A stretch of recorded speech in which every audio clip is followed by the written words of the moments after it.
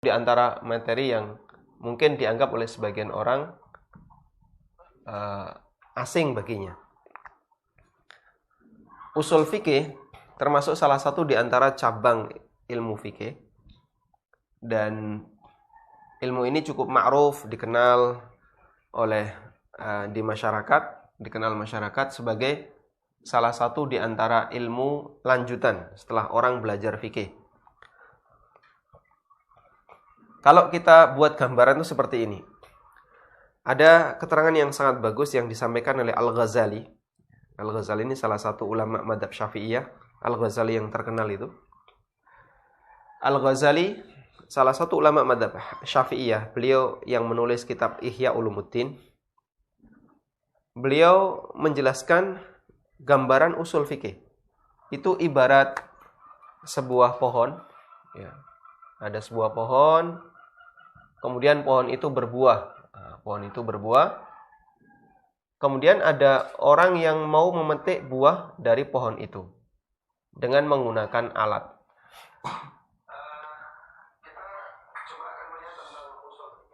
Digambarkan oleh Al-Ghazali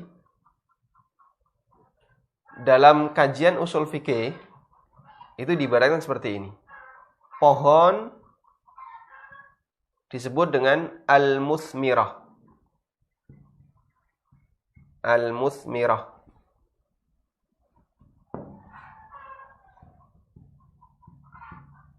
Al-musmirah berarti penghasil buah.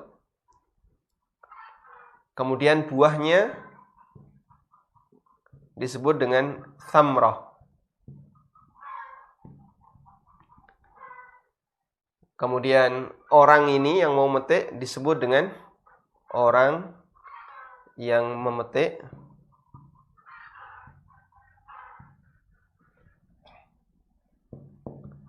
Disebut dengan mustathmir.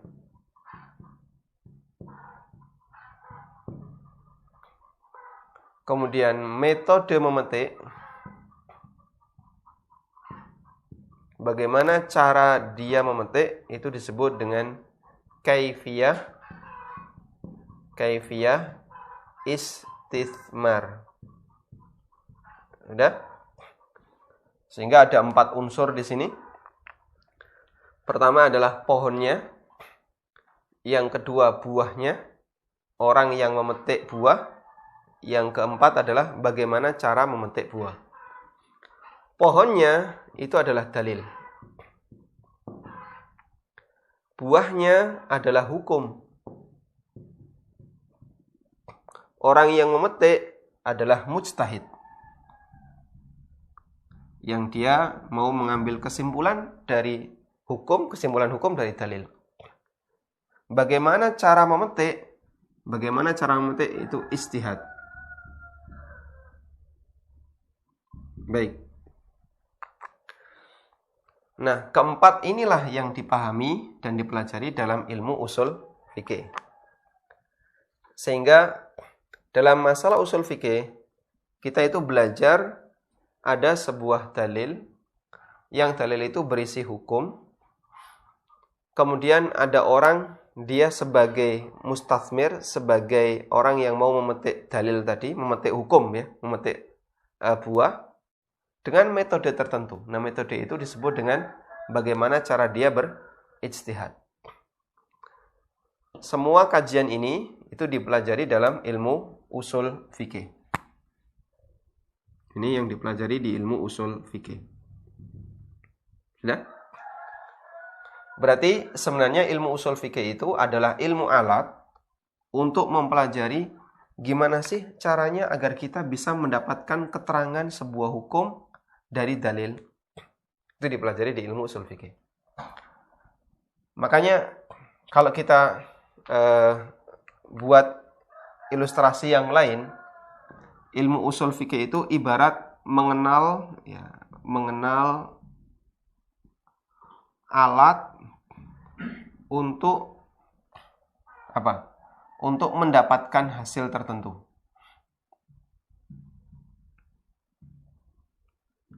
Dan bagaimana cara penggunaan alat itu sehingga nanti bisa mendapatkan hasil. Misalnya, ya, ada bahan, ada apa lagi misalnya? Ada bahan baku ya. Kemudian ada alat dapur. Alat dapur itu ada pisau, ada sendok, ada garpu, ada panci dan aneka alat-alat dapur yang lainnya. Kemudian ada seorang koki, ya, seorang chef, dan ada cara masak. Ya. Cara masaknya gimana? Bisa jadi ada bahan baku yang sama, alatnya sama, tapi dikerjakan oleh koki yang berbeda, dengan cara masak yang berbeda, nanti hasilnya sama atau beda? Beda. Sehingga untuk bisa mendapatkan sebuah hasil makanan, maka di situ dibutuhkan 4 unsur ini. Nah, inilah yang dipelajari dalam ilmu usul fikih. Sudah? Sehingga dengan ilustrasi ini, kita kalau misalnya buat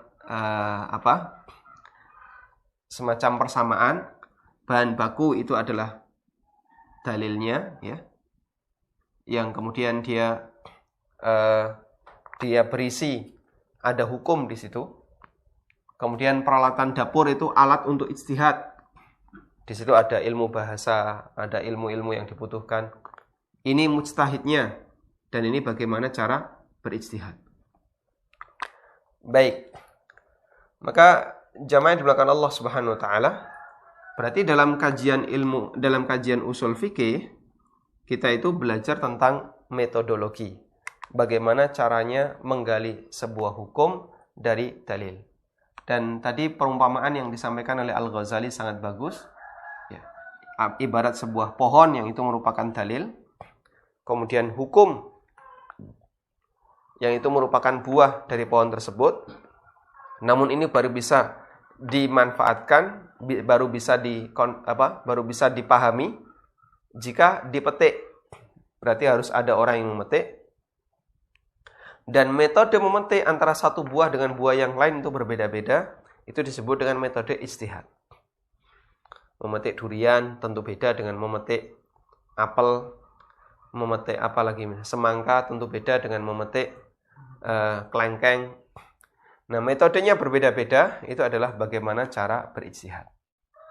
Sudah?